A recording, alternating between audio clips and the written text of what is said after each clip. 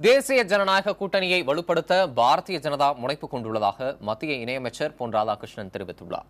இதுபற்றியும் தமிழக சட்டப்பேரவை தேர்தல் தொடர்பாகவும் அவர் செய்தியாளர் ஸ்டாலினுடன் பகிர்ந்து கொண்டுள்ள கருத்துக்களை இப்போது பார்க்கலாம். தேமுதிக சார்பில் இன்று பிரேமலதா மற்றும் சுதீஷ், பிரகாஷ் ஜவடேகர், பியூஷ் கோயல் வந்து டெல்லியில சந்திக்க இருக்கிறதா ஒரு தகவல் இருக்கு. அதை பத்தி உங்களுடைய கருத்து? அந்த சந்திப்பை பற்றி எனக்கு தெரியாது. நாளை தினம் நான் டெல்லிக்கு செல்ல இருக்கின்றேன். சந்தித்தார்கள் என்று சொன்னால் மகிழ்ச்சி.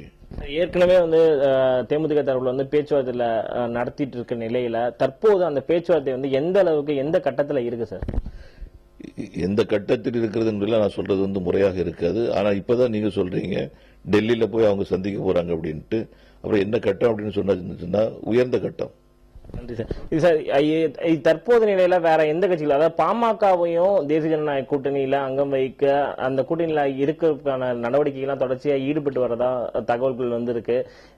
பாரதிய ஜனதா கட்சியை பொறுத்த வரைக்கும் இந்த சட்டமன்ற தேர்தல் மிக முக்கியமான ஒரு கட்டமா தான் இருக்கு.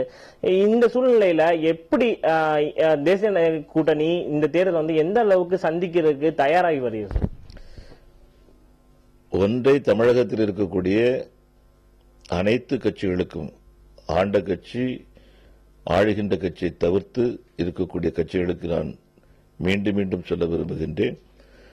தமிழக மக்கள் 50 ஆண்டுகளாக 2 கட்சி ஆட்சி முறைகளை பார்த்து ஒரு புதிய ஆட்சி முறை வர வேண்டும் என்று அவர்கள் விரும்பிக் கொண்டிருக்கின்றார்கள். இந்த நேரத்தில் தேசிய ஜனநாயக கூட்டணி வலுவுள்ளதாக அமைந்தாக வேண்டும் என்று நாம் விரும்புகின்றோம்.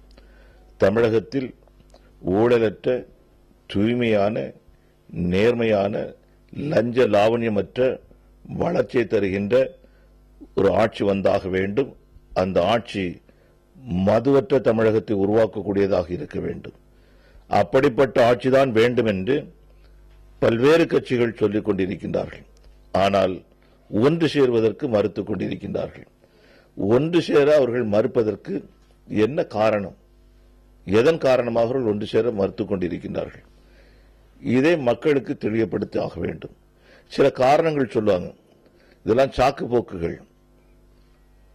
அவர்கள் எடுக்கக்கூடிய நிலைகள், தேசிய ஜனநாயக கூட்டணியில் ஒன்று சேர மாட்டேன் என்று அவர்கள் எடுக்கக்கூடிய நிலைகள் மற்ற கட்சிகளுக்கு, ஏற்கனவே ஆண்டு கொண்டிருக்கின்ற கட்சிகளுக்கு துணையாகத்தான் இருக்க முடியுமே தவிர்த்து வேறு எதுவும் கிடையாது.